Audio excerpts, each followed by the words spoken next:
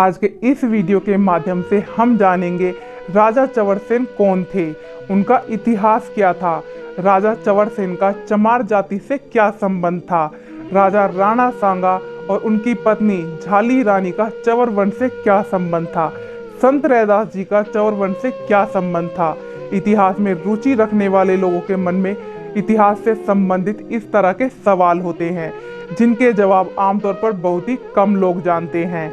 इतिहास के बारे में कितनी भी जानकारी हासिल कर लें, लेकिन कुछ ना कुछ तो छूट ही जाता है। अगर आपके मन में भी इसी तरह का कोई सवाल है तो आइए जानते हैं इस वीडियो में आपके सभी सवालों के जवाब। दोस्तों, उम्मीद है और वीडियो की तरह आपको ये वीडियो भी पसंद जरूर आएगा। भारत देश का इतिहास बहुत ही प्राचीन और विशाल है। इसका सबसे बड़ा कारण यह है कि भारत देश अपनी विविधता के कारण प्रसिद्ध है। भारत की मातृभूमि पर एक से बढ़कर एक वीरों ने जन्म लिया। राजा चवरसेन कौन थे? कुछ इतिहासकारों का मानना है कि भारत में चवर वंश होता है। ऐसा माना जाता है कि यह राजवंश सूर्यवंशी क्षत्रिय कुल से संबंध रखता था। गुजरात में चवरावती नहर इस वंश की प्रतापी राजधानी होती थी। यहाँ पर चवरसेन राज करते थे। इनके कई पुत्र भी थे जिनके नाम कमलसेन, ब्रह्मसेन, रीतिसेन आदि। ऐसा कहा जाता है कि बप्पा रावल ने गजनी के सुल्तान को हराकर चवर वंश के सरदार को वहां का शासक बनाया था। सिकंदर लोदी के शासनकाल से पहले पूरे भारतीय इतिहास में चमार नाम की किसी भी जाति का उल्लेख नहीं मिलता। आज जिन्हें हम चमार जाति से संबोधित करते हैं और जिनके साथ छुआछूत का व्यवहार करते हैं, दरअसल वह वीर चवर वंश के क्षत्रिय हैं जिन्हें सिकंदर लोदी ने चमार घोषित करके अपमानित करने की चेष्टा की। कर्नल टॉड महोदय द्वारा लिखी गई उनकी पुस्तक राजस्थान का इतिहास में इस वंश के बारे में विस्तार से वर्णन किया गया है। प्रख्यात लेखक डॉक्टर विजय सोनकर शास्त्री ने भी गहन शोध के बाद इनके स्वर्णिम अतीत को विस्तार से बताने वाली पुस्तक हिंदू चरमारी जाति एवं स्वर्णिम गौरवशाली राजवंशीय इतिहास लिखा है। महाभारत के अनुशासन पर्व में भी इस राजवंश का उल्लेख है।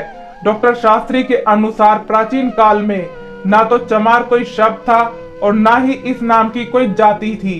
अर्बनाइजेशन की लेखिका डॉक्टर हमीदा खातून लिखती है, मध्यकालीन में इस्लामी शासन से पूर्व भारत में चर्म एवं सफाई कर्म के लिए किसी विशेष जाति का एक भी उल्लेख नहीं मिलता है।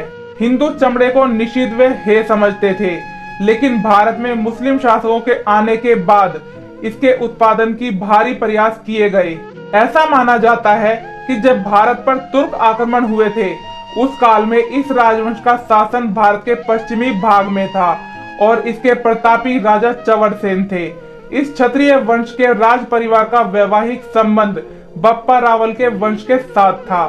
उस समय के प्रसिद्ध राजा राणा सांगा व उनकी पत्नी झाली रानी ने चवर वंश से संबंध रखने वाले संत रैदास जी को अपना गुरु बनाकर उनको अपने मेवाड़ के राजगुरु की उपाधि दी थी।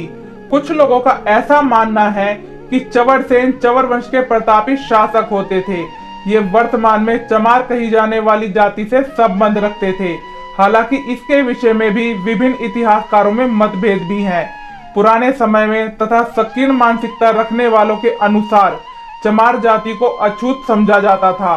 कुछ इतिहासकारों का मानना है कि इसी चमार जाति से राजा चवरसेन संबंध रखते थे तथा उनका गौरवशाली इतिहास मिटाया गया है।